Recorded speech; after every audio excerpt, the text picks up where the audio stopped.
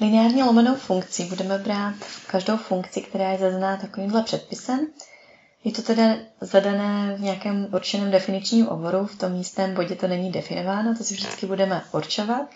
U lineárně lomené funkce většinou určujeme teda definiční obor funkce, to znamená, které x tam můžu dosazovat, jaký je obor hodnot funkce, to znamená, jakých hodnot ta funkce nabývá, čemu se rovná y, jestli funkce je nebo není prostá, jestli funkce je nebo není spojitá, tak to většinou lineárně lomená funkce teda spojitá nebude, protože to není definováno v nějakém konkrétním bodě. Pak můžeme určovat, jestli funkce je sudá nebo lichá, jestli je ohraničená, a to zhora nebo zdola, jestli můžeme nakreslit nějakou ohraničenou přímku, která nám bude omezovat tu funkci. To taky ta lineární lomená funkce nebude. A asymptoty funkce, znamená, ke kterým přímkám se to přibližuje. Většinou to bude taková ta asymptota rovnoběžná s osou y a asymptota rovnoběžná s osou x. Pak souřadnice průsečníků se souřadnicovými osami a jestli je funkce rostoucí a klesající a na jakém intervalu. Teď můžeme si to ukázat na konkrétních příkladech. Nejzákladnější lineárně lomená funkce je, pokud je to nepřímá úměrnost. Budeme měnit koeficient k, bude to k lomeno x. Ukážeme si to konkrétně na této funkci. Znamená to a bude v našem případě to k. Pokud a se rovná 1, funkce prochází bodem 1, 1. Koeficienty b a c v tomto případě budou nulové a místo ačka budeme dosazovat nějaké číslo. Takže konkrétně pokud a se rovná 1, tak to prochází bodem 1, 1 a bodem minus 1, minus 1. Pokud ačko bude třeba 2, funkce bude procházet bodem 1, 2, 2, 1. Pokud a bude 4, můžeme si všimnout, že to bude procházet bodem 2, 2 a bodem minus 2, minus 2. Kdyby a bylo třeba konkrétně 9, funkce by procházela bodem 3, 3 a minus 3, minus 3. Pokud a by bylo 16, funkce by procházela bodem 4, 4 a minus 4, minus 4. Bude se ta vzdálenost od toho počátku zvětšovat. Pokud a bude záporné, bude to minus 1, znamená, budeme tam mít minus 1 lomeno x. Lineárně lomená funkce leží ve druhém a ve čtvrtém kvadrantu. A pokud budeme zvětšovat a na konkrétně třeba na a se rovná minus 4, tak zase to bude procházet bodem minus 2, 2 a bodem 2, minus 2. Bude to symetrické s tou funkcí, která byla v tom prvním a třetím kvadrantu. Takže pokud a je záporné, leží to v kvadrantu 2 a 4. Teď to můžeme ukázat ještě, když a je minus 9, tak to bude procházet ten vrchol té lineárně lomené funkce nebo toho hyperboly v bodě minus 3, 3 a v bodě 3, minus 3. Kdybychom si to nějak shrnuli, pokud k se bude rovnat 1, budeme to mít 1. Budeme procházet bodem 1, 1 a minus 1, minus 1. Pokud bychom měli k rovno například 4, procházelo to body 2, 2 a body minus 2, minus 2. A pokud k už bude třeba záporné, minus 9, procházelo to bodem minus 3, 3 a bodem 3, minus 3. V tom programu GeoGebra si to můžete různě zkoušet, dosazovat, kam se ta funkce konkrétně třeba bude posouvat. Podívejme se teďka na funkci, která bude mít předpis k lomeno x plus nějaké c. Bude to znamenat, že graf funkce se bude posouvat nahoru anebo dolů, podle toho, jestli to c bude kladné nebo záporné. Pokud to c bude kladné, bude se posouvat graf funkce nahoru, pokud záporné, bude se graf funkce posouvat dolů. Na konkrétním příkladu, jestli bychom to měli ukázat, když to c bude větší než 0, bude se ten graf normálně posouvat nahoru.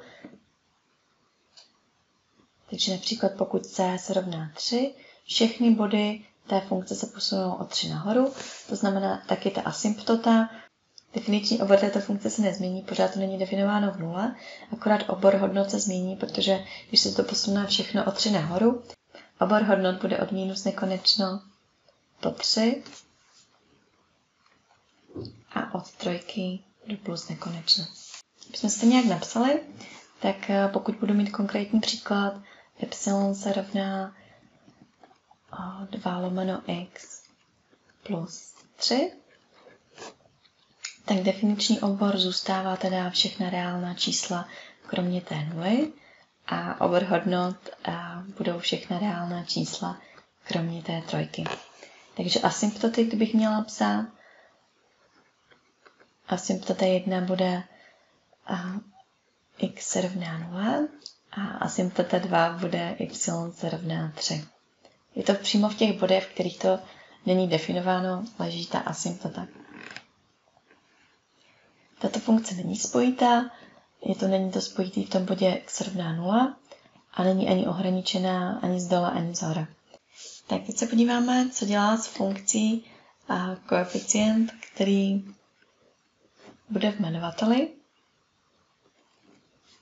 Obecně se říká, že pokud budete přidávat tady to b, bude se ten graf posouvat doprava a doleva.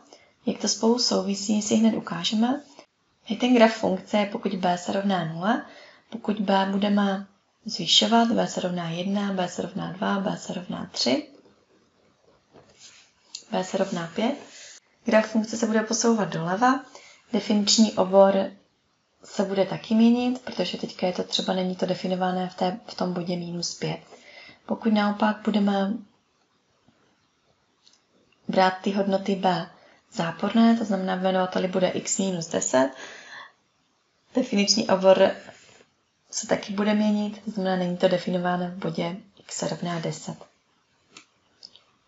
Když jsme si to nějak zapsali, tak pokud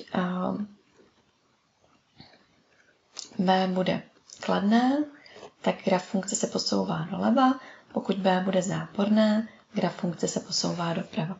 Můžeme si to ukázat na konkrétním příkladu. Pokud budeme mít graf funkce y se rovná 1 lomeno x plus 5 a ještě to bude posunuto o plus 3 nahoru, tak definiční obor se nám změnil. Budou to všechna reálná čísla kromě minus 5. A obor hodnot bude stejný jako v tom předchozím příkladě, to znamená, nebude to nabývat hodnoty 3. Asymptoty u této funkce budou x se rovná minus 5 a druhá asymptota bude y se rovná 3. Bude to funkce nespojitá a nebude to ani ohraničené ani z dola, ani z hora.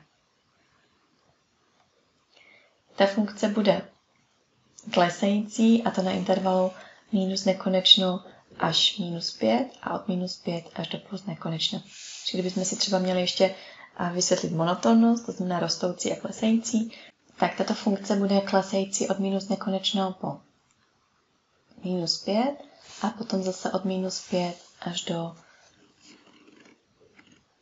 plus nekonečno. Ten střed té funkce bude v bodě minus 5, 3. To bude ten střed symetrie, podle kterého je to ta funkce symetrická.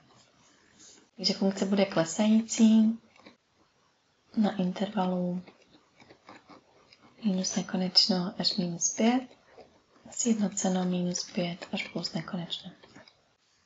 Na prvním příkladu si ukážeme všechny vlastnosti, které jsme si ukazovali čistě nějak tak teoreticky. Ukážeme si, jak se to počítá, jak se to vyjádřuje, jak se to zakreslí. Konkrétně máme zadanou funkci 5x minus 2 lomeno minus x plus 2 a to celé minus 1. Nejdřív si to musíme teda upravit do nějakého základního tvaru, aby se nám to lépe ten graf kreslil.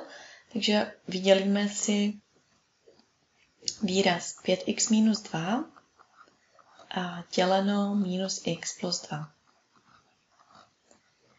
Dělíme to, jako jsme dělali mnohočleny, takže vydělíme 5x děleno minus x je minus 5.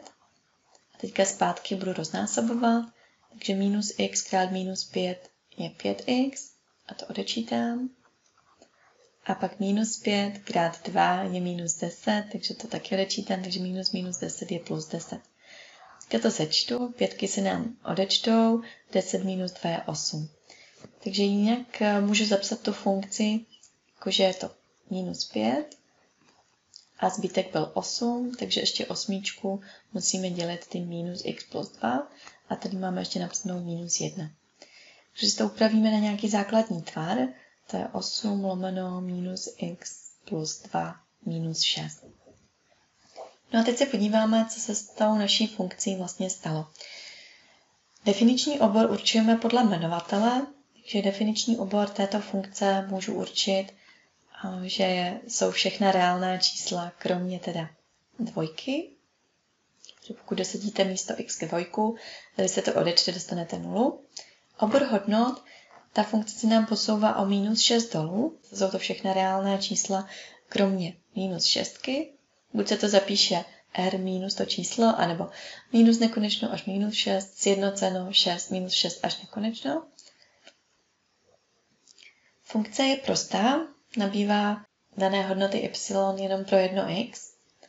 A funkce teda není spojitá, není to v tom bodě, kde to není definováno, tak tam to není spojité.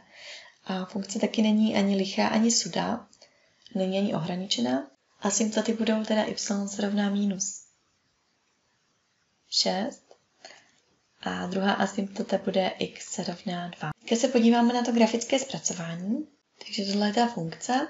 Není to definováno v bodě x se rovná 2 a nenabývá to hodnoty y se rovná minus 6.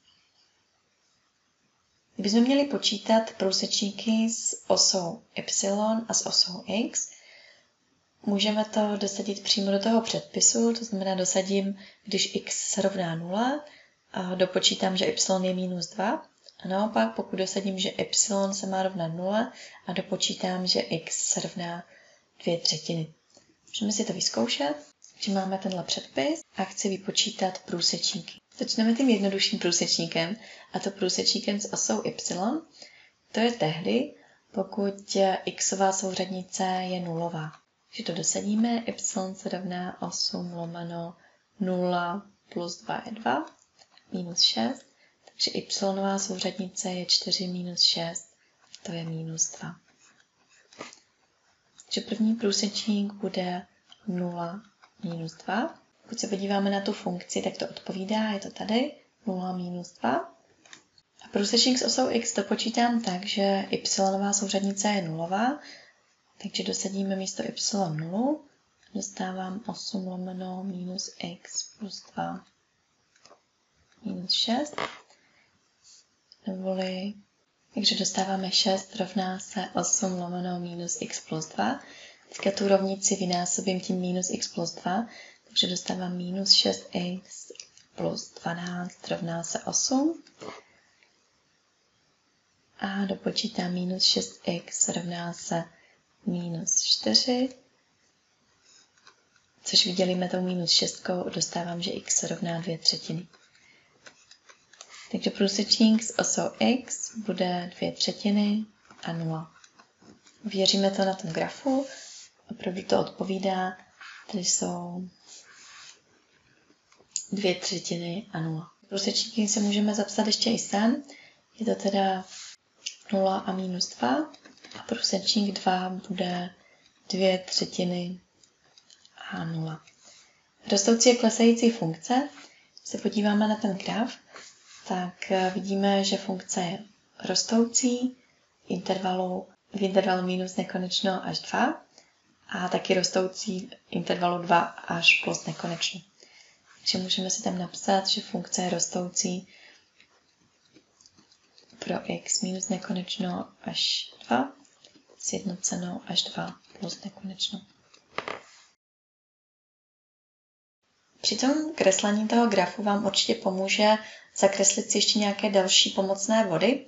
Konkrétně určit si třeba, jakým bodem to prochází. Třeba bodem 4, minus 10 vám to vyjde. Počítáte si třeba x rovná 4, dosadíte a y vám vyjde minus 10.